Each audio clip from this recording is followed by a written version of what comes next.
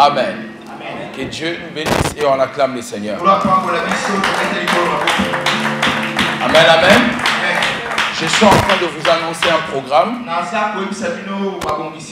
À partir du 5, je crois, cette semaine, vous verrez la fiche électronique. Je vais enseigner sur... il y aura un enseignement questions-réponses. Donc, questions-réponses. Ça sera vraiment exceptionnel. Nous allons enseigner, mais c'est-à-dire que mon enseignement dépendra de... Je donnerai les thèmes, je vais enseigner et vous allez poser des questions.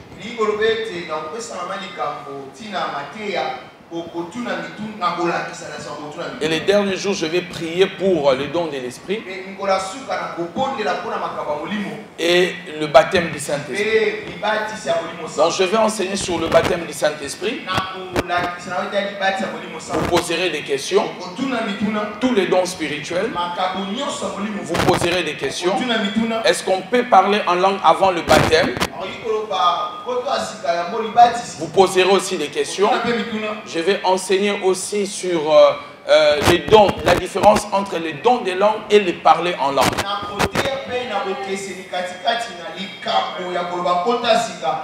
Et vous poserez des questions. On avait déjà commencé cet enseignement et nous allons le poursuivre. Nous demandons aux gens qui nous suivent sur Facebook de partager, d'inviter leurs amis. Partager dans des groupes. Partager dans des groupes et puis aimer et partager. Voilà. Amen. Donc on va enseigner sur cela. Quel est l'impact de parler en langue actuellement? Et vous allez comprendre beaucoup de choses sur le parler en langue. Comme nous avons enseigné il y a 3 semaines. Celui qui parle en langue, la Bible dit s'édifie. Il s'est construit. Il est en train de construire sa vie spirituelle. Amen. C'est le terme utilisé en grec. Il est en train de bâtir une maison. Quelqu'un me dit Amen bien. Je vais parler de la Pentecôte. Je vais parler de la Pentecôte. La Pentecôte, c'était les derniers jours d'une ancienne dispensation et le début d'une dispensation. Je sais que maintenant ça sera un peu difficile. Amen. La Pentecôte, en même temps c'est la fin, en même temps c'est le début. Regardez, lorsque Pierre prêche, il dit comme il est dit, c'est dans les derniers jours. Et cette parole est en train de s'accomplir.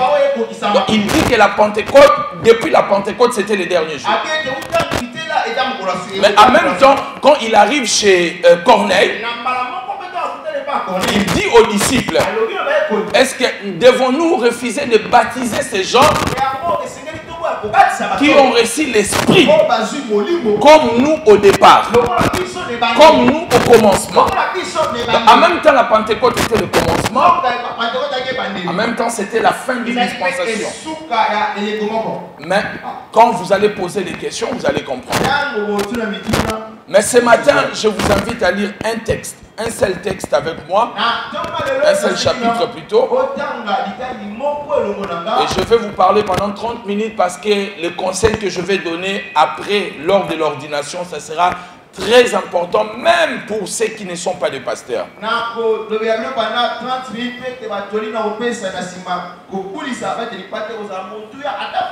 Alors, je vous invite à vous tenir debout, s'il vous plaît. Ouvrir nos Bibles dans Jean chapitre 8.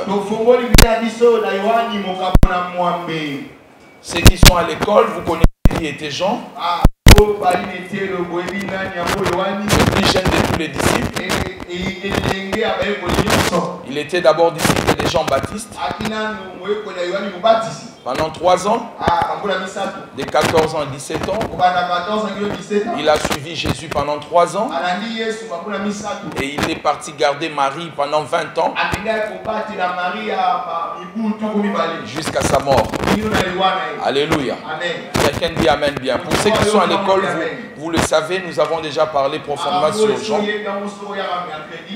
Amen. Amen. Alors Jean chapitre 8 verset 32. Jean 8, 32. Nous lisons.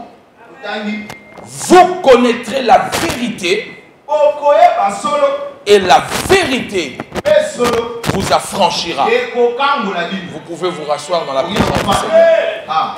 Amen. Amen. Dis après moi, vous connaîtrez la vérité.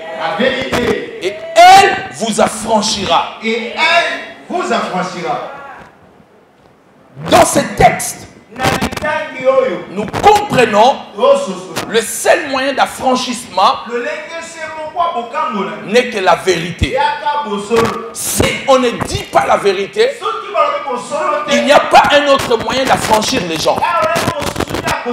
La libération, l'affranchissement, la délivrance d'une personne se base sur la vérité. L'affranchissement dans une relation.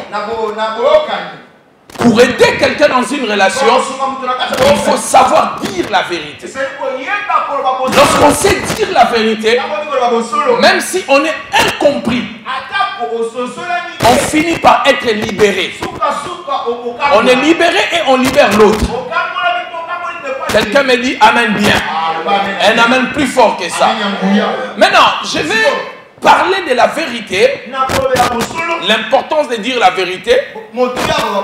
Mais avant de parler de l'importance de dire la vérité, j'aimerais d'abord vous expliquer qu'est-ce que c'est la vérité.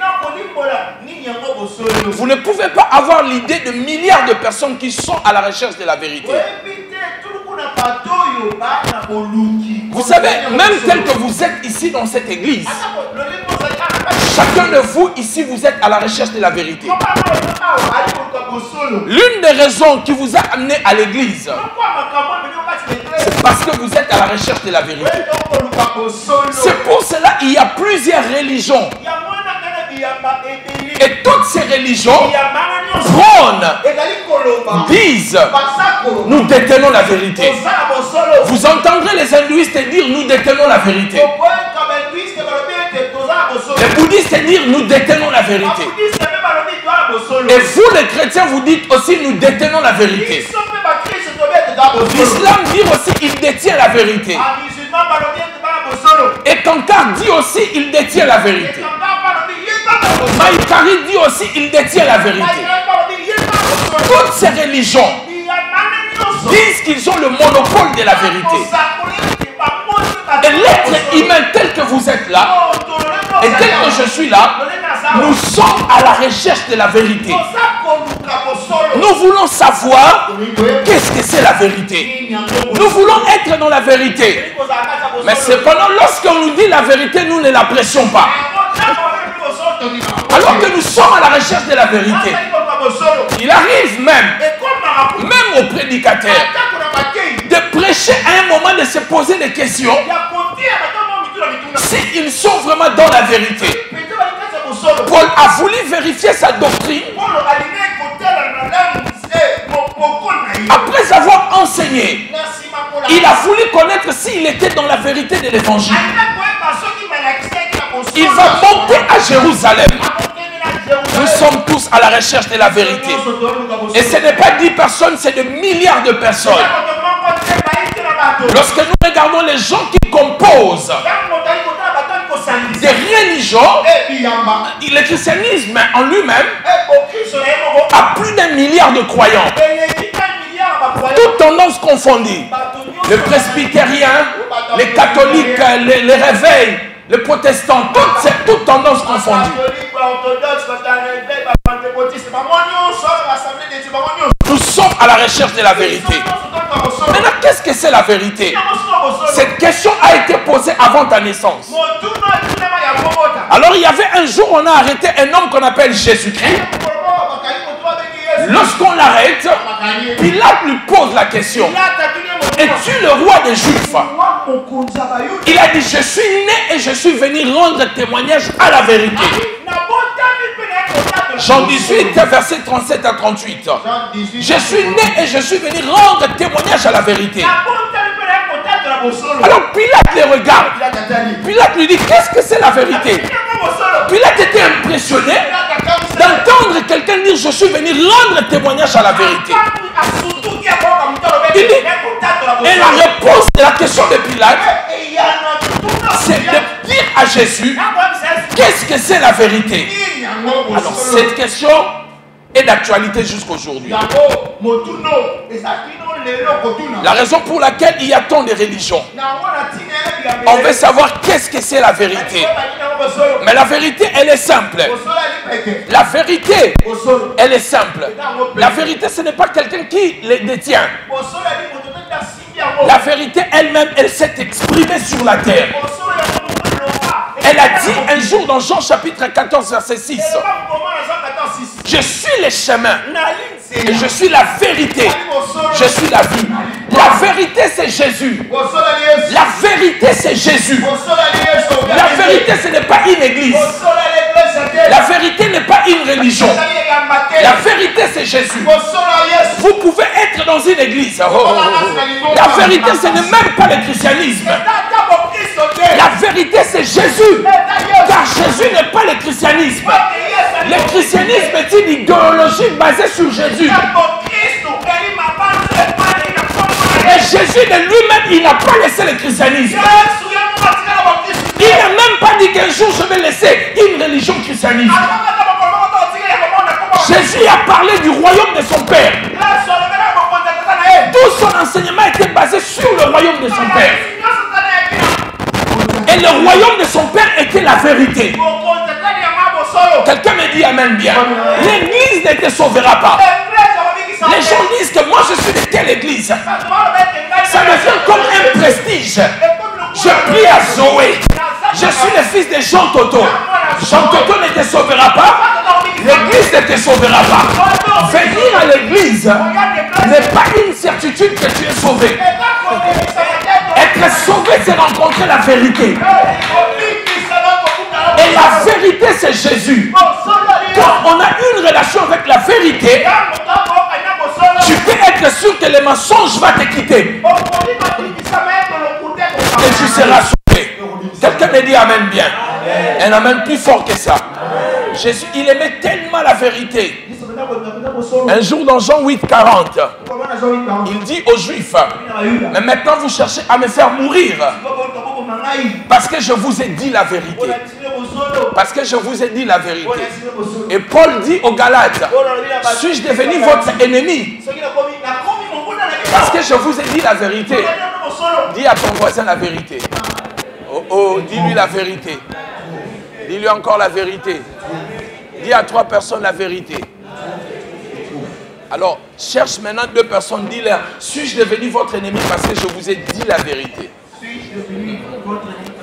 Non, je veux que tu le dises à 3 personnes pour que je te prêche. Suis-je devenu ton ennemi parce que je t'ai dit la vérité? Amen. Amen. Amen. Alors, comment nous sommes devenus des menteurs? Ah, quelqu'un me dit amen bien. Comment sommes-nous devenus des menteurs? Est-ce que vous savez, bien aimé, la plupart d'entre vous ici, vous êtes des menteurs. La plupart ici, avant de venir à l'église, vous avez menti. En sortant de l'église, vous allez mentir. Comment suis-je devenu menteur? Comment sommes-nous devenus des menteurs? Cela ne remonte pas d'un mois. Cela remonte de votre enfance. Lorsque nous étions des enfants, les parents nous ont appris à mentir indirectement. Ils nous ont appris à mentir indirectement. Lorsque quelqu'un vient chez nous, un oncle qui vient à la maison, il arrive très souvent à l'heure où nous devons manger. Donc lui, il est expert, je ne sais pas comment il fait. Lorsque le riz descend du réchaud, l'oncle entre. Alors on a un petit enfant qui a 2-3 ans. Il dit à sa maman ou à son papa, papa, pourquoi l'oncle vient toujours manger chez nous? Lui, il n'a pas de maison. La première des choses que les parents vont faire, fermer la bouche à l'enfant et lui dire, on ne dit pas ça. Alors l'enfant est en train de dire quoi? Le mensonge ou la vérité? La vérité. Lorsque tu lui dis on ne dit pas ça, donc tu es en train de dire à l'enfant ne dis pas la vérité. Or lorsqu'on ne dit pas la vérité, on dit les mensonges. Non, dis amen bien. Lorsqu'on ne dit pas la vérité, tout ce qu'on dit après c'est le mensonge. Je vais vous montrer dans la conclusion que la demi-vérité est pire que le mensonge. Quelqu'un me dit amen bien. Ça arrive aussi. Tu as des amis, toujours l'ami ou la femme de ton oncle, la copine de ton oncle, quelqu'un qui vient chez vous, qui a un problème d'haleine, la bouche pue, alors que l'enfant veut dire la vérité. Papa, tonton ne brosse pas les dents. Tu fermes la bouche de l'enfant et tu dis à l'enfant, on ne dit pas ça. Alléluia. On ne dit pas ça. Tu blesses les gens. Alléluia. Quelqu'un me dit amen bien. Tu établis le mensonge petit à petit dans la vie de l'enfant. Quelqu'un vient te chercher. Tu envoies ton enfant de 4 ans. Dis-lui que je ne suis pas là. Tu établis le mensonge petit à petit. Gloire à Dieu. Et l'enfant va grandir avec cet esprit de mensonge. Le refus de dire à l'enfant de dire la vérité, nous établissons un mensonge. Ainsi de suite, le mensonge va s'établir. Nous devenons des menteurs de foi parce que nous n'arrivons pas à dire la vérité. Beaucoup d'entre nous ici, je pense que s'ils vont rater le paradis, la plupart d'entre nous, les gens vont rater le paradis à cause du mensonge. Je suis sûr que ce n'est pas des grands péchés qui vont faire passer les gens en enfer. Je crois que ça sera le mensonge. Quelqu'un dit après moi mensonge. Je n'arrive pas à dire encore mensonge. J'ai envie de passer ce cap, dit mensonge. Il me reste 20 minutes, aide-moi à dire mensonge. Vous savez que Dieu tient compte du péché de mensonge aussi fort comme le péché de l'impudicité. La première fois, les gens sont morts à l'église. Je les ai frappés. Ils n'avaient pas commis l'impudicité. Ils avaient menti. Ananias et Saphir, ils sont arrivés en train de mentir à l'église. Le Saint-Esprit a dit, le Père a dit, pourquoi vous avez menti au Saint-Esprit? Vous allez mourir. Le mari est mort, la femme est venue après, elle a été aussi frappée, décédée sur place. Faites très attention avec les mensonges. Nous évitons de dire la vérité parce que nous avons peur. Nous avons peur de perdre nos amis. Nous avons peur de perdre l'attention des gens. C'est pour cela que nous ne disons pas la vérité. J'ai entendu quelqu'un dire, c'est déjà difficile d'avoir des amis. Je ne vais pas perdre encore les amis en leur disant la vérité. Mais quelle idiotie! Ne pensez pas que si tu ne dis pas la vérité, les gens vont rester tout près de toi. La vérité est très importante. Il ne faut pas aménager les gens. Je sais que nous aimons tellement aménager les gens. Mais le fait d'aménager les gens, nous ne les aidons pas. Si vous m'aménagez, vous ne me rendez pas service. Imaginez, je suis en train de marcher. Il y a un trou devant moi. Quelqu'un me dit ne passe pas par là. Mais j'ai un fanatique qui me dit vas-y. Entre les deux, qui m'aime? C'est celui qui m'a dit la vérité. Parce que si je continuais sur ce chemin, je finirais par tomber. La plupart d'entre nous, nous ne savons pas dire la vérité. Nous avons peur de dire la vérité. Nous avons peur que les gens nous délaissent. Nous avons peur que les gens nous rejettent. Nous avons peur que les gens ne nous s'intéressent plus à nous. Mais nous devons apprendre à dire la vérité. Car la seule chose qui peut libérer les humains, Ce n'est que la vérité. Sans la vérité, vous ne pouvez pas aider les gens. Vous ne pouvez pas aider quelqu'un à se développer si vous ne lui dites pas la vérité. Est-ce que je suis en train de parler à quelqu'un? Si je te parle, dis Amen 3 fois. Vous ne pouvez pas aider quelqu'un à se développer si vous n'essayez pas de lui dire la vérité. Tout ce que vous bâtissez sur le mensonge finira un jour par s'écrouler. Et tout ce que vous bâtissez sur la vérité finira par démérer. Quelqu'un me dit Amen bien. Écoutez maintenant quelques vérités sur la vérité des mensonges. Premièrement, le mensonge cherche toujours beaucoup d'explications. Quelqu'un me dit Amen bien. J'ai dit que le mensonge cherche toujours beaucoup d'explications. Lorsqu'on cherche à mentir, on trouve toujours trop de choses à dire. Mais la vérité est simple à expliquer. La vérité est limpide. La vérité, elle sort de manière facile. Mais lorsqu'on commence à mentir, toi qui ne bégayes pas, tu commences à bégayer. Quelqu'un me dit Amen bien. Le mensonge te fait bégayer. Mais la vérité trouve le mot juste à dire. Quelqu'un me dit Amen bien. Le danger avec le mensonge, écoutez-moi et écrivez. Un mensonge ouvre la porte à un autre mensonge. Est-ce que tu es en train de m'écouter? Un mensonge ouvre la porte à un autre mensonge. Tu ne peux pas mentir une seule fois. Lorsque tu expliques une histoire, tu ne veux pas dire la vérité, il est impossible d'avoir un seul mensonge. Il y aura toujours un mensonge qui viendra, un autre qui va suivre, et un autre qui va suivre, ainsi de suite.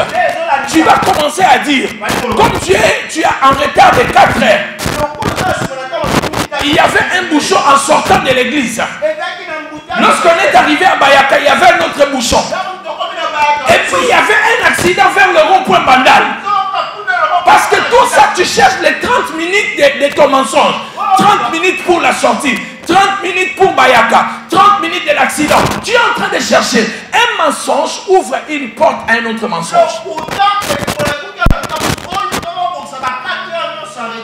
Alléluia. Lorsque tu commences à mentir, toute ton explication sera mensongère.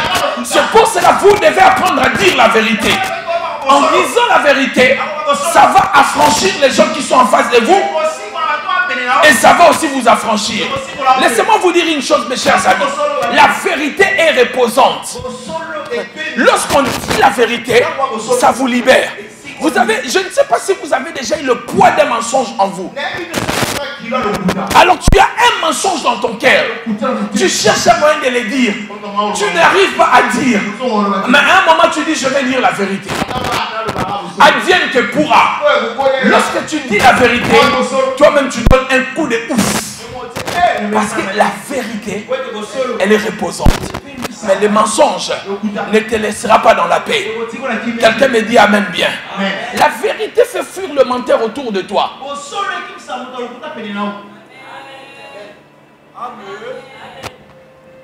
J'étais en train de dire, la vérité fait fuir tous les menteurs autour de toi. La plupart d'entre nous, nous ne disons pas les mensonges et nous ne disons pas la vérité et nous faisons un conglomérat de menteurs. Le mari menteur, la femme menteuse, les enfants menteurs, tous sont devenus des menteurs. Quelqu'un me dit Amen bien. Jacob était un menteur. Il a menti son père. Il a volé la bénédiction de son grand frère. Les mensonges qu'il avait établis, ses propres enfants sont devenus des menteurs. 10 l'ont menti. 10 enfants ont menti leur père. Et ils ont gardé le secret pendant plus de 20 ans. Vous savez que le menteur peut garder le mensonge pendant des années et des années. Regardez, tous les enfants de Jacob, depuis Ruben jusqu'à l'avant-dernier, à part Joseph, avant Joseph, ils ont tous menti à leur père que Joseph est mort. Lorsqu'ils avaient menti, je parie qu'ils n'étaient pas mariés. Ils se sont mariés. Ils ont eu des enfants. Personne n'a osé de dire la vérité à leur père. Vous voyez l'être humain. Pendant 20 ans, tu vis avec un poids, un enfant qui n'est pas à ton mari. Pendant 20 ans, tu vis avec un poids de mensonges. Mais les conséquences de ces mensonges-là dépendaient de ce que... Cela venait de ce que le père avait menti aussi à son père. Jacob lui-même avait menti son père. Et le mensonge est entré dans sa maison. Nous devons faire très attention avec les mensonges. La vérité vous met toujours à l'aise. Par contre, les mensonges bouffent ton énergie. Le mensonge bouffe ta force. Le mensonge bouffe votre cerveau. Parce que quand tu es un menteur, il faut faire réfléchir ton cerveau chaque instant. Chaque moment, comment établir un prochain mensonge. Lorsque tu rentres, tu es en train de réfléchir déjà. Qu'est-ce que je vais dire pour faire accepter ce mensonge à cette personne? Quelqu'un me dit amen bien. Vous devez toujours dire la vérité. L'apôtre Paul a dit, j'ai dit la vérité, je ne mens point. Ma conscience m'est témoin. Apprenez à dire la vérité, mes chers amis. Parce que seule la vérité peut vous libérer. Quelqu'un me dit amen bien. Les gens aiment des gens vrais. Bien aimé, les mensonges ne payent pas. La vérité, elle est toujours bien. Les gens ne peuvent pas te comprendre.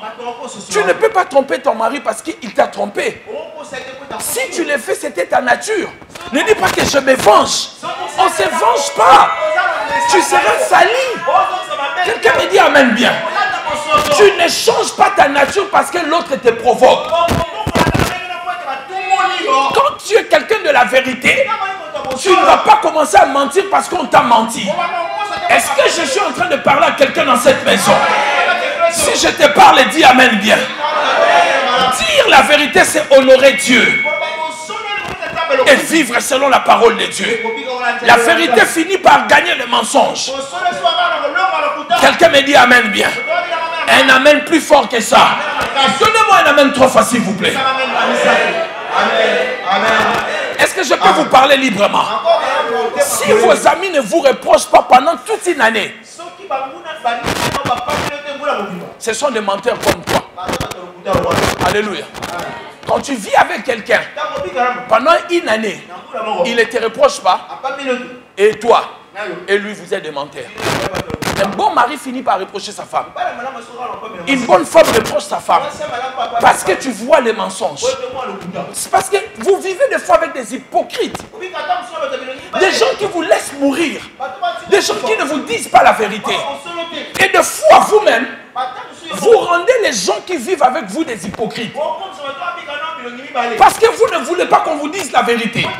Lorsqu'on te dit la vérité, tu boudes tout le monde. Vous savez, la prochaine étape, ça sera quoi?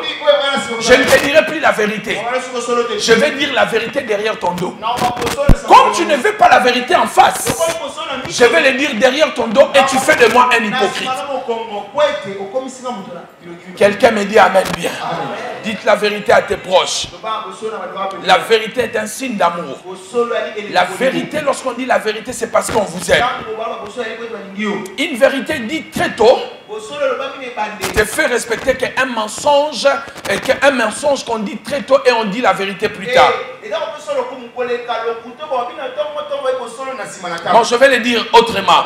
Une vérité dite plus tard est considérée toujours comme un mensonge. Amen. As-tu déjà dit la vérité à ta femme ou à ton mari? Une vérité dont tu avais commencé par le mensonge. Je t'ai dit je t'ai dit la vérité. Amen. Même si tu lui dis la vérité après, ta femme croira toujours qu'il y a un mensonge qui reste. Vrai ou faux? Amen. Vrai ou faux? C'est pour cela, la vérité, il faut la dire dès le départ. Il faut même dire la vérité avant qu'on te découvre. Il faut dire la vérité avant qu'on t'attrape. Parce que lorsqu'on t'attrape, vous savez, c'est quoi les langages? Je voulais te le dire. Comme par hasard, je voulais te le dire aujourd'hui. Mais pourquoi tu n'avais pas dit hier? Non, hier, je suis rentré en retard. Je me disais, quand je vais me réveiller, je vais te le dire. Quelqu'un me dit amen bien. Un amen plus fort que ça. Non, je ne t'entends pas bien. Je ne suis pas en train de t'entendre. Alléluia. Dis après moi la vérité. La vérité affranchie. La vérité libère. La vérité affranchie. La vérité libère. Amen. Le mensonge, même si ça dure, ne deviendra jamais éternel. Mais la vérité est éternelle. Quelqu'un me dit amen bien. La vérité fait mal. Vous savez que la vérité fait mal. La vérité fait mal. Mais sa douleur est moins comparable à la douleur du mensonge. Est-ce que tu es en train d'écrire ou tu es en train de m'observer? Amen. Je disais que la vérité fait mal. Mais la douleur de la vérité est moins comparable à la douleur du mensonge. Dis la vérité. Ta femme va se fâcher. Elle peut partir, rentrer même chez elle. Mais la douleur des mensonges risque de la briser totalement. Quelqu'un me dit amen bien.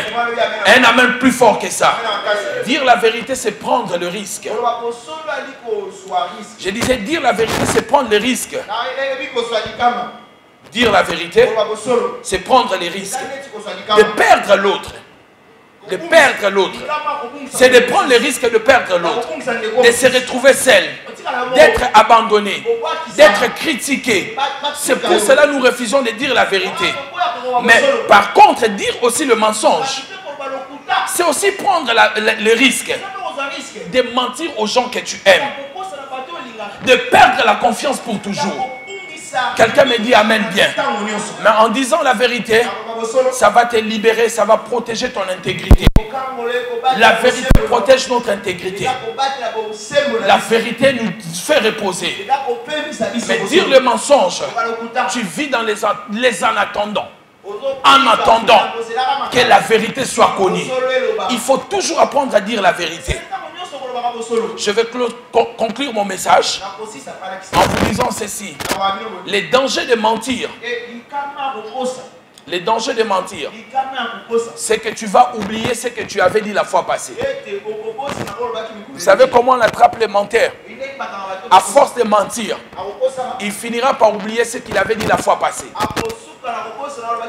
Travaillez cela. Briser les mensonges. Parce qu'un mensonge ouvre la porte à un autre mensonge. Par contre, la vérité donne l'avantage. Je conclue mon message en vous disant ceci. Écoutez-moi très bien. Écoutez-moi très bien. C'est ce qui est important dans cette exhortation. Je voulais vous préparer comme ça. Parce que ce que je vais dire au culte du soir, je vais dire beaucoup de choses et beaucoup de choses importantes. Quelqu'un me dit amen bien. Écoutez la conclusion. Ouvrez grandement vos oreilles. Et c'est même les points importants de ces messages. Quand tu décides de dire la vérité, il faut le dire totalement. Quand tu décides de dire la vérité, il faut le dire à 100%. Ne dis pas la vérité à 80% et tu gardes le 20%. Parce que quand le 20% des mensonges seront connus, les 80% de vérité que tu avais dit ne sera plus considéré. Est-ce que tu es en train de me comprendre? Alléluia. Il y a un principe qui dit on ne ment pas pour rien. Les gens ne se lèvent pas pour dire ils mentent pour rien. Non, ils mentent pour une raison. Et lorsque tu dis 80% de la vérité et tu as gardé le 20%, quand les gens vont découvrir ces 20%, même les 80% là ne seront plus considérés. Bien que c'était vraiment la vérité. Mais les gens vont dire, qu'est-ce qu'il a encore gardé? Qu'est-ce qu'il a encore caché? En disant la vérité, lorsque tu prends les décisions, dis toute la vérité. Ne cache rien. Parce que tôt ou tard, un mensonge finit par être dévoilé. Avant que les 1% gardés là soient dévoilés, il serait mieux de dire toute la vérité. L'apôtre Paul, parlant aux Éphésiens, il a dit dans Éphésiens chapitre 4 verset 25, renoncez au mensonge, que chacun de vous parle selon la vérité à son frère. Alléluia. Renoncez au mensonge, moi aussi je vous le conseille, et que chacun de vous dise la vérité à son frère. Écoutez ce que je vais vous dire comme principe. Une demi-vérité est pire qu'un mensonge. Une demi-vérité, c'est mentir 2 fois. Une demi-vérité est pire qu'un mensonge. Une demi-vérité, c'est le double de mensonge. Alléluia. Ne dites pas une demi-vérité. Dites la vérité. Parce qu'il n'existe pas une demi-vérité. Si ce n'est pas une vérité, c'est un mensonge. Ne dites pas que je lui ai dit quand même une demi-vérité. C'est la vérité ou c'est le mensonge. La Bible n'a pas dit vous connaîtrez la demi-vérité et elle vous affranchira. La Bible dit vous connaîtrez la vérité. La vérité, elle est entière. La vérité n'est pas la moitié. Dites la vérité et elle vous affranchira. Nous acclamons le Seigneur pour ce message matinal. Acclamons bien le Seigneur.